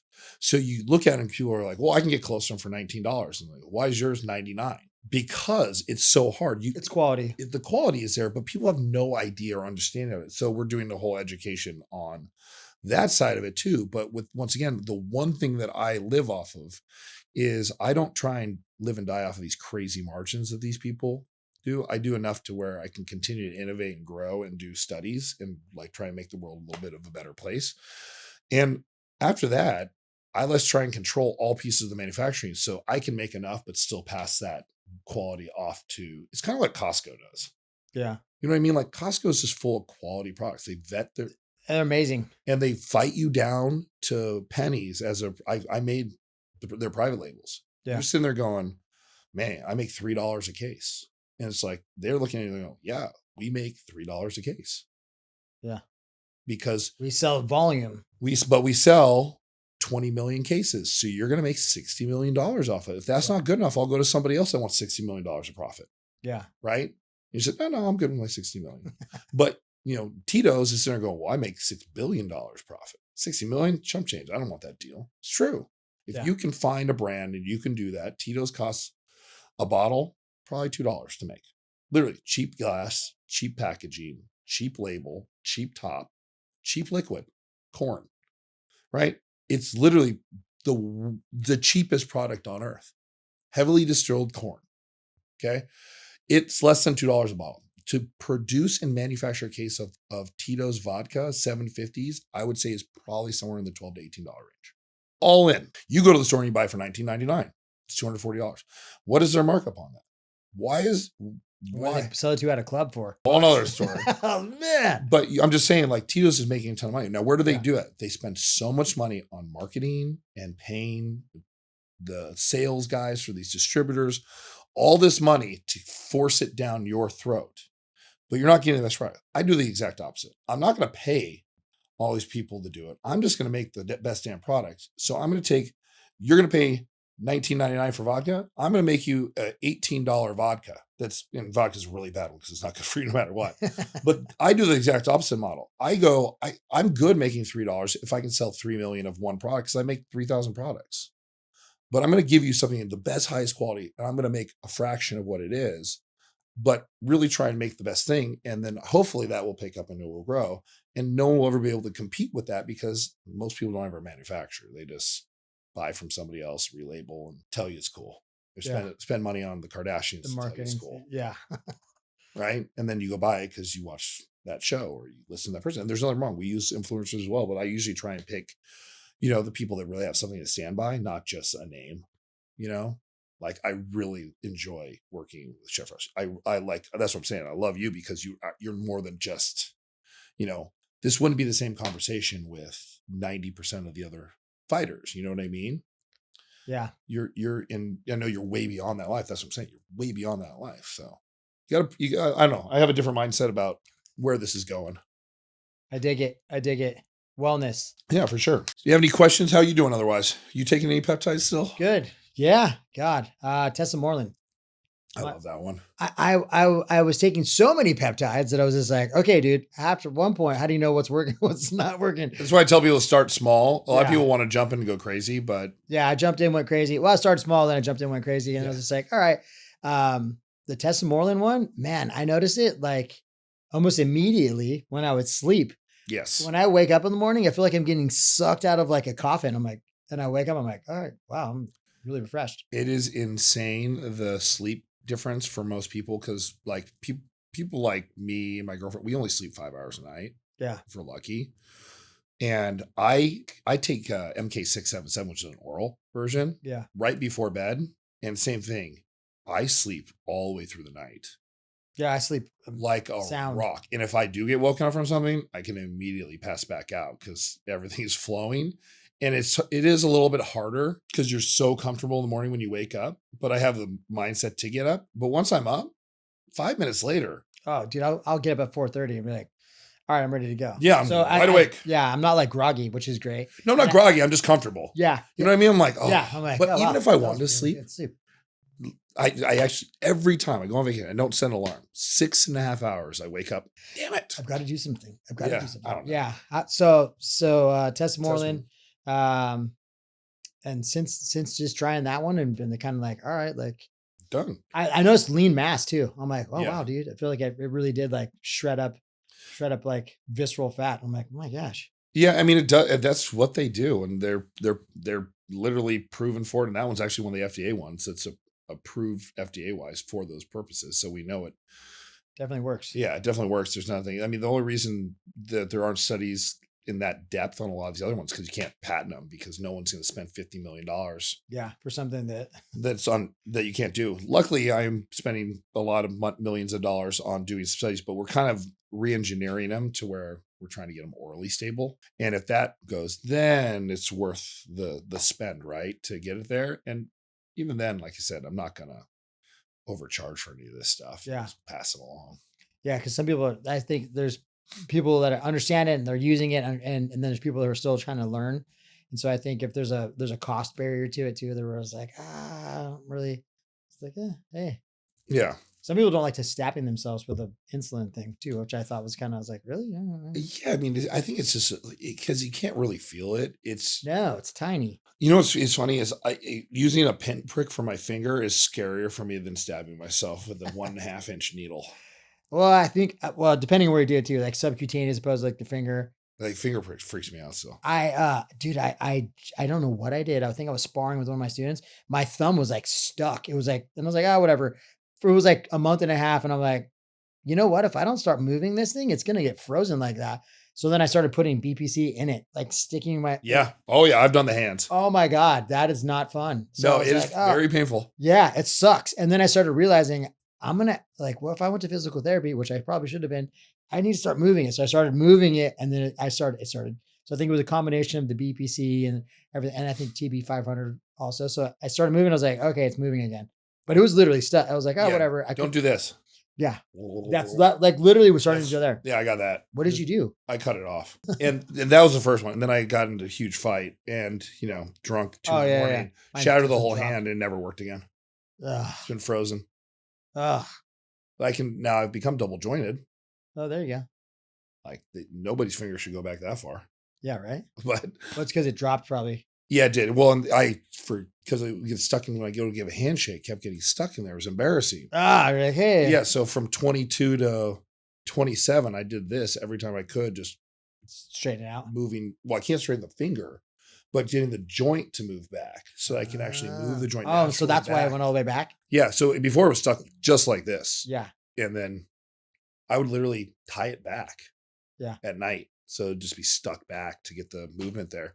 But yeah, it's frozen. There's nothing. It's like full of scar tissue at this point. Yeah. Lovely. Lovely jubbly. Anyway. Well, I mean, thanks for coming in. Yeah, of course. Anything else you got? You want to go over? Man, just creating content, created a content studio for my wife and I. Oh, way. Yeah. Where? Yeah. At my home. Okay. Yeah. So I was just like, you know what? Those are the videos I would see of you guys? Yeah. Like I dropped a little coin on it, but it was totally worth it. My wife was with Fight Camp. She was the original female trainer. It was huge during quarantine. Yeah. They're still going too. They're banging away. So she was the original female trainer. She has this huge following still. And she was just like, yeah. And I kept going, honey, like she's taught at my gym. She loves martial arts. And I was like, hey, companies are always sending us stuff and asking us if we do content stuff. I was like, and then I kept getting people that say, man, I would love to invest with you guys. And I was like, yeah, that's cool. And then I'm like, why am I need someone to go? You don't need anybody to do it. Yeah. I'm like, hey dude, that's cool and all. So I didn't want to tell her like, hey, we're doing this. I said, hey, I'm going to make a cool gym and we can do what we want. And then I made it like, I was all blacked out and everything. She did a lot of, input, which was cool. So nice. Yeah. We're actually that's one thing upstairs on the 3rd floor. We're building our own podcast studio so we can control it and just walk in, do anything like, hey, let's go for 5 minutes. Yeah. And then walk back down. So there's 3rd floor at the very end. There's just this one strange room that was like there. And we're like, what was that for? Yeah. You know what I mean? It's just weird that it was there. And I guess, you know, if you had a bunch of people there, maybe they're watching the people, or like that was the person that ran that department on the third floor. But it's like a really weird, like long corridor, third floor that, I don't know, it's just strange. So we're like, that's great. Just we'll board up the window, wrap the walls, There you go. soundproof it, and then we'll build a secondary wall in front of it so we can have like extra depth between the two. So someone can walk in and talk to them without going into the actual podcast room. And yeah, we'll create a cool little podcast. Probably about the size of this. Yeah, they don't have to be big. No, and you know, It's not about the room anyways. It's about what the people are talking about, right? exactly. And we're gonna LED the wall so we can change the background of the walls all the time. Yeah. Yeah. I got a good guy if you need one. I probably do. Yes, because like right now that's the whole thing, is trying to find all the pieces, like little things like this. So I went to another Rob, and he's getting me like or Pete. He's getting me all like my matting and flooring. Right. Yeah. He's the flooring guy. Yeah. But like, yeah, love Pete. Love Pete. But it's like, okay, His son is a Navy SEAL. He's in Buds right now. I know. And he's like in the tops I of know. it all. Like I I was know. talking to Pete in depth. So his best friend already tapped out. Oh got no. her. Oh no. And, you know, he was a little heartbroken about that. And, you know, Pete's like, dude, he was never going to make it anyway. Yeah. Like, you got to think like none of these guys are your friends. They may become your friends, but none of these guys are your friends yet. Right now, they're your competition. Yeah. You got to make it, but he's just a fucking stud. Endless cardio. Yeah. He's a beast. 6'1". No, he's taller than that. 6'3". Yeah, he's huge. He came in and I had him train with me. 6'3", 220. He might have bulked up. You know, he bulked up. Yeah, he bulked up because I he's think gonna lose. He's like 6'4", dude. He's he huge. might be 6'4". Yeah, but he basically bulked up because he's entering right now is where they basically stop feeding you. Yeah, they put and you, they stop making you sleep and stuff. Yeah, this is where they just screw with you. Yeah, all the way through. And Pete's getting updates because he knows all the guys. They're like, hey, your son's this, whatever. Yeah. But he sounds like everything is going well. He's in the rankings right now to become a Navy SEAL. Yeah. I'm like, that's gnarly, bro. It's always wanted to do since he was a little kid. Which is really cool. It looks really cool. And then you start like watching, you know, Black Hawk Down and things that people are getting killed. I'm like, I don't know if I want now we're actually in a war right now too. So you don't want to get deployed. Like, he's going to get out. He's going to get shipped. Yeah. I mean, if you're in the I was just having this conversation with my son yesterday. If you're in the military, you want to do that because that's why you signed up. Well, that was my whole point for these guys to get depressed, because you think of it like, great, you got a paid vacation the rest of your life. Yeah. And cool, you get $100,000 a year doing nothing. That's great. But if your whole life, that's all you ever wanted to do. Yeah. It's fucked. Yeah. That's all you ever want to do. And then on top of it, there's that, if you're in combat, right? I have buddies that were in Afghanistan and they take meds now because there's like, hey, they don't explain it well, but it's like, if they're sitting in that and it's like 24/7 where it's like bombs going off and the guy yesterday that you saw, he's dead now. It's like, there's that constant like that. So it's like, oh man, that sucks. Yeah. Yeah. So I have buddies that are like, and I'm like, oh man, I have friends that get out of it and they're totally fine too. It's just, it's everybody's different. Everybody's different. Yeah. My buddy Greg, he was Air Force. He's a Ranger, airborne, and he is their paramedic. Right. So he's trained for combat, and he's done 5 tours now. He's been 16 years. It's like he's in the reserves now, but he was over there in Qatar. He's like, God, I got like 3 years left until I'm done. But there's the thing. We're all being like, oh, hopefully he doesn't go back. Yeah. He gets it. He's like, gotta go. Yeah. But he gets back. Totally fine. Nothing wrong. He's been always like very mellow, neutral, even keeled. But he's who's going to be hopefully our PA over here too. Cause the guy knows he can stitch up a bullet wound in the field, and he's a complete nut about nutrition and everything like that. That's good. Should go hand in hand. Yeah. And he's, just uber smart. He could have been a doctor, but he wanted to be in the military, and he didn't want to go through that much school. Like, he wanted to get in. Yeah.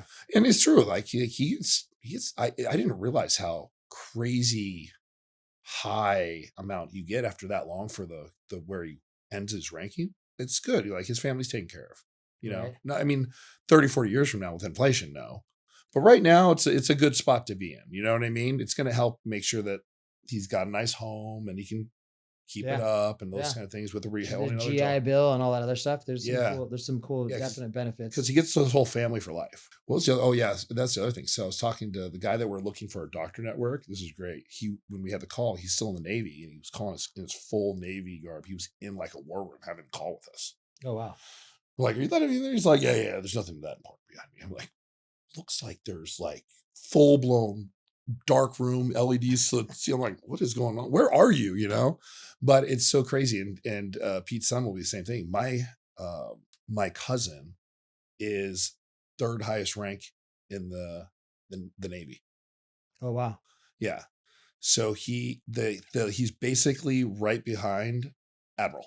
He's the one rank below for Admiral. Damn. So it's him, Admiral, and Fleet Commander. So every major occurrence, he's there, like in the field. Yeah. I did Robbie. I did a training with the sheriff's department, and they do Krav Maga as one of their things. So I went to is that the one with like the Middle East thing? Yes, that's like Israeli martial arts. Yeah. Well, the dudes for sure were like Mossad agents.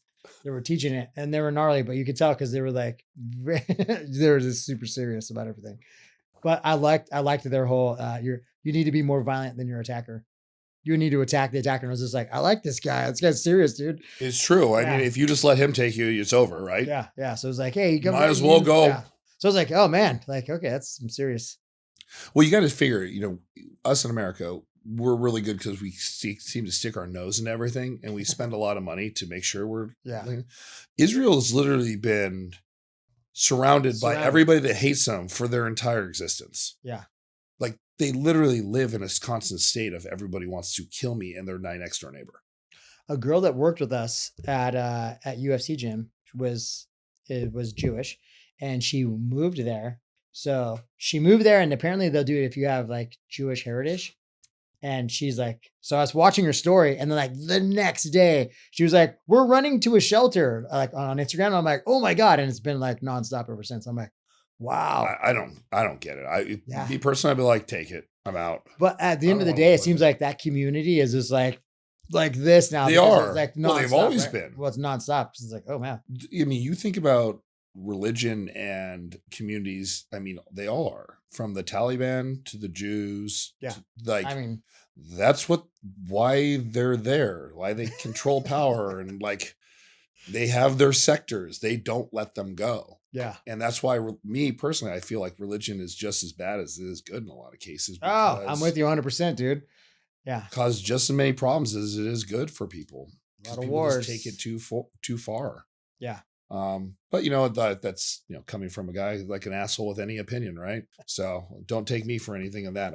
I'm not the religious guy at all. I'm just do what to others as you would want done for you. The golden rule, is kind of my theme. Yeah, what goes around comes around. So try to make it good. Does. Try to make it good. Yeah, put good in the universe will give back. Just try and be a good person, and usually you're pretty good. Now I get it, that doesn't always work out, but it sure as hell is. Catching more bees with honey or flies with honey kind of thing. Than with vinegar. Yeah. Yeah. It all kind of filters into the same stupid way to say it, but yeah. Right on, brother. Well, cool. I mean, I owe you dinner. We got to get out one of these nights. Yeah. I mean, let me know when you got some time. Yeah, let me know. My girl, she's in town, like hit and miss because she lives in DC still. We're trying to get the kiddo. We're doing like the court things right now. So her and her baby dad, she was never married. They're just now like moving out of the same apartment finally, or their own place. So we got that stage there, but she's awesome. And she's like the funnest person I've ever met. That's like great on all levels. She's pre-med, so super smart, but she graduated with like a 4.4. Oh, wow. And she just dropped out while she was going to med school because she's like, this is not what I want to do the rest of my life. She liked art more, but she was voted most artistic and prettiest girl at her high school in Indiana. She's like, it's like saying you're the best of the worst. Like, what are you going against in Indiana? I'm like, oh, well, you're pretty hot. I think you're up. But she's a small yay. She's like overachieves at everything. I mean, I didn't graduate with a 4.4, but she's super mellow and she's an artist. So she's just really fun. She can hang out with anybody. She's like a chameleon. That's cool. But it's funny when you're talking about the hand, she has the Indiana tattooed on her hand, on her palm. And she's all the tattoos, her neck, she's got her whole back of her head. She's got hair now, you can't see it. Whole back of her head tattooed, hands, fingers, you name it. She's like, that stupid Indiana was the worst thing I ever did. So when you were talking about putting BPC in your hand, I'm like, I did it too. It was so like, this sucks. It really does suck. Yeah. I don't know why. Yeah, you use these things all the time. You think they'd be desensitized. Yeah. But they're not. No. They hurt worse than anything.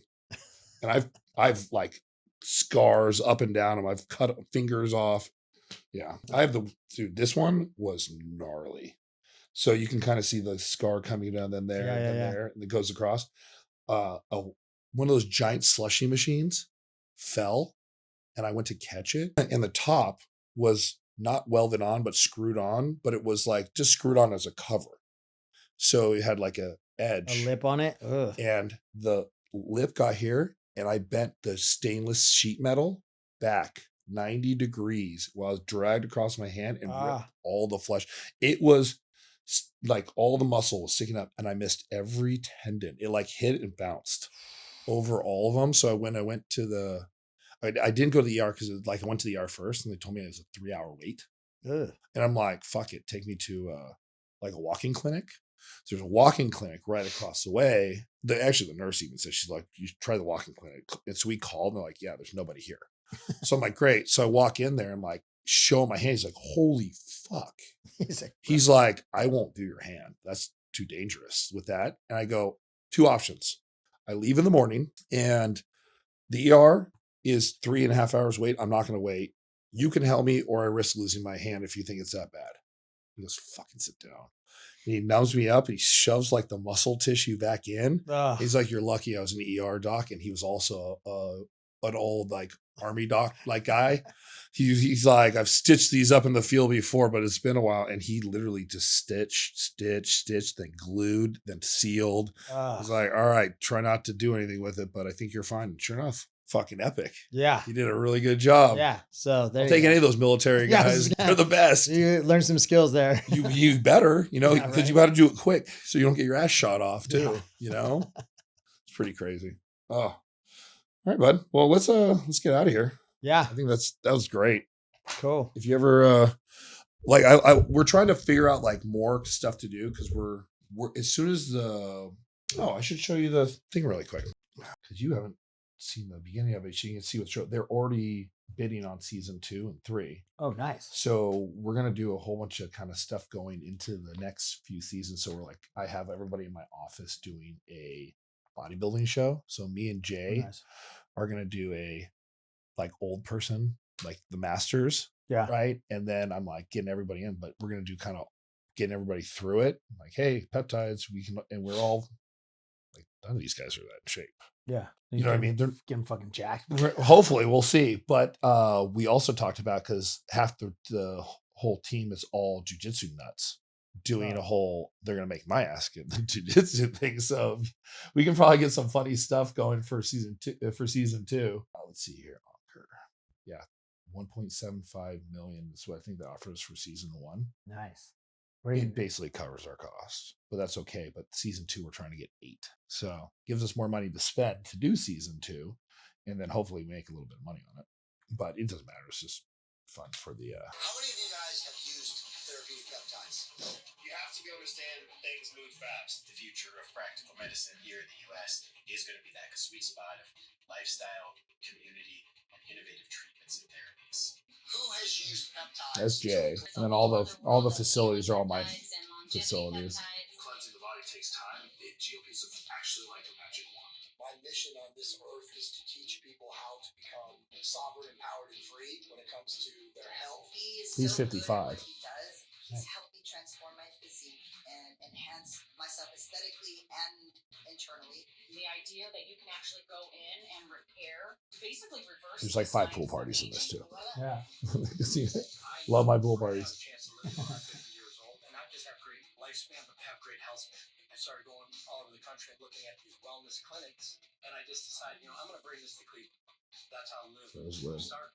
Trevor is one of the biggest manufacturers in the country. The guy's amazing. Him and I are creating a wellness fund. I want you to consider being a part of it. I think it's $1 billion enterprise, the early innings of creating right now. This is a mad dash across the country to get to the gold rush in California. You just got the test results back. 9 of 13 of them came. That's like $5 million, dude. I'm about to freaking kill them. I spent $100 million a year just to try and make things better. And guess what? All the stuff I'm doing, I'm not patenting it. If I can cure cancer, I will give that fucking shit away. Peptides are definitely not bad.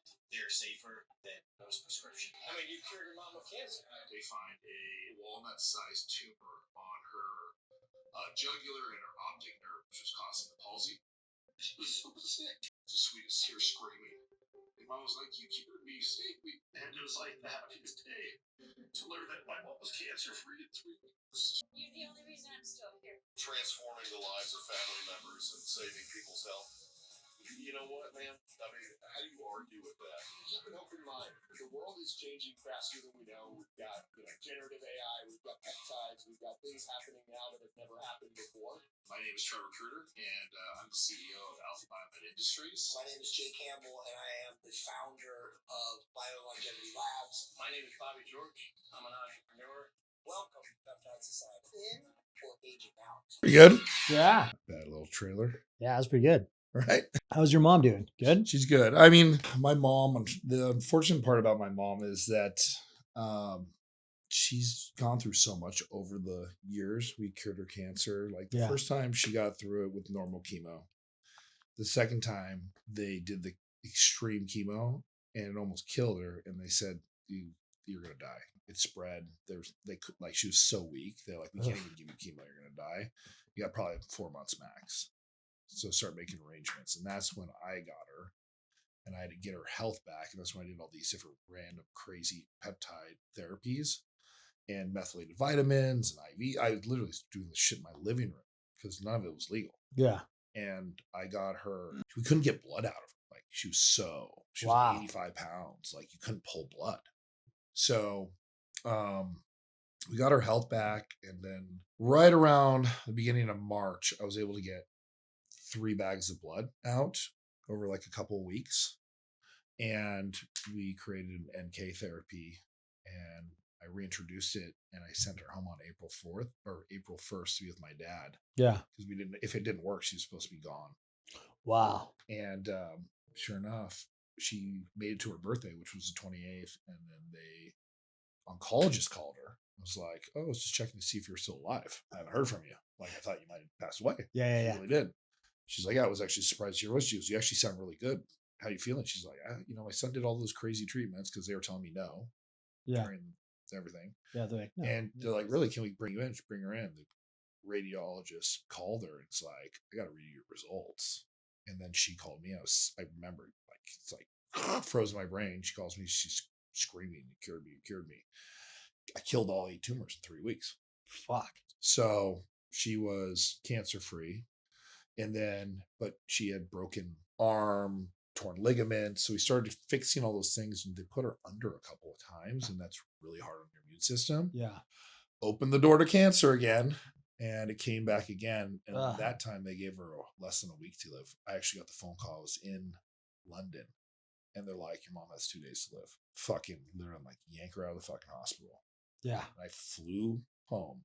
I moved her to a doctor that I knew that did some experimental crazy shit. They use peptides, radio, like everything you could think of. They do whatever it is to keep you alive. It's not FDA. And we experimented on a treatment where we basically dosed chemo would kill her. So we dosed low dose chemo and covered in sugar. And then we jammed her with insulin and pulled all the sugar out of her body, dropped her glucose so low.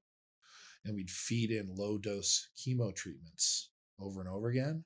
And it would just, the cancer would eat it. And then sure enough, I cured her cancer again. So she's been good ever since. But the in between of all this stuff, her doctor had her on 3,000 milligrams of gabapentin a day. I mean, her nerve blocker. Yeah, her brain, she's constantly hypochondriac. She constantly thinks she's dying. Your blood work looks great, Bonnie. I don't know what to tell you. Oh, I can feel it. It's coming back. And she's going to oncologists and they're telling her like, "Sorry, like, I don't know what to tell you." So ups and downs, things like that. So it's a loaded question. Yeah. She has her good days, she has her bad days. Yeah. Just trying to. I told her now. I said, "Mom, you're in your 70s. Her birthday's April 28th coming up." I go, I get it. I've treated you like a fucking lab rat for 5 years now, keeping you alive. Right. And at some point, if you just are fucking done with it, that's your choice. Yeah. You did everything I asked you to do, but I don't want you to be miserable. So it's the constant, like, I don't want to do it anymore. And then she stops doing it. And then she worries that she's coming back. So then she wants to do it again.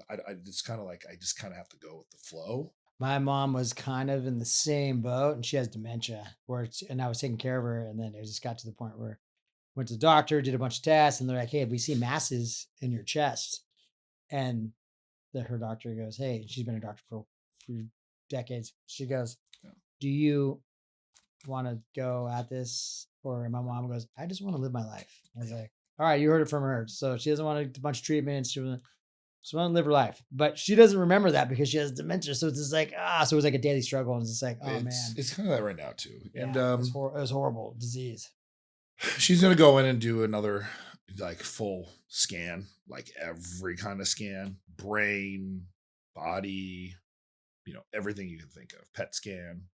And we're going to see where she's at. She's been off doing kind of almost everything now for a while because she just got sick of it. Yeah. She feels better, not obviously doing constant treatments to try and, kill anything that might be spawning up or whatever. I told her, I go, if, you find out it came back and they give you 3 months, I'll do whatever you want.